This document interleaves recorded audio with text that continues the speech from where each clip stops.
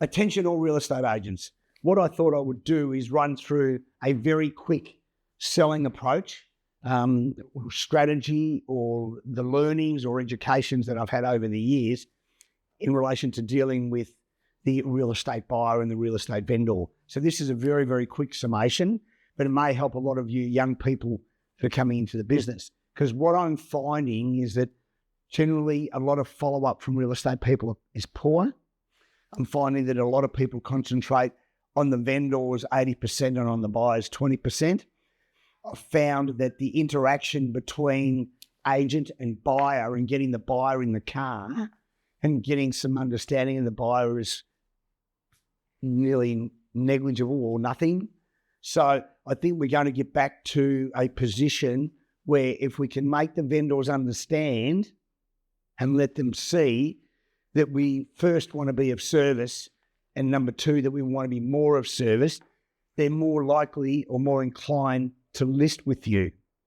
Because if you keep going and listing on reducing commissions and overquoting on price, you will either go broke, be litigated, or be sitting in an office by yourself. So these are some of the notes that I made. The skill of sincere selling is to be fully present. Fully present. So, a 10 out of 10 contact with the person that you're dealing with. Your approach needs to be sincere, deliberate, and articulate.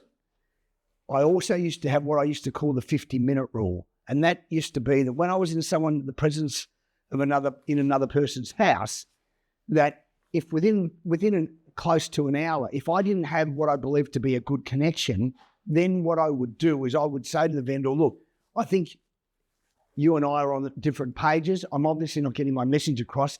What have I missed so far in this presentation? Or what haven't I covered that you would like me to cover? So, and there's a lot of ways you can go about that. You can have agendas set prior to a meeting with a vendor. The way I find is that can work really well, but I think asking good, sincere questions is very, very relevant. Now, I'm not going to go through the list of questions, but the interaction time that you have with a vendor is extremely important. But if you're getting close to an hour there and there's no immediate connection, then you need to lift your game. Secondly is that, ask a better question, get a better answer. So people that are selling, we want to know, where they're moving to, why they're going. If they're moving close in the close vicinity, they might be upgrading or downsizing. That's a really good selling tool for the person buying the house because the vendor loves the area and is staying close by and they're only moving for downsizing or upsizing their home. So there's a lot of those things that when vendors give you information that you can pass on to a buyer to help conclude a sale.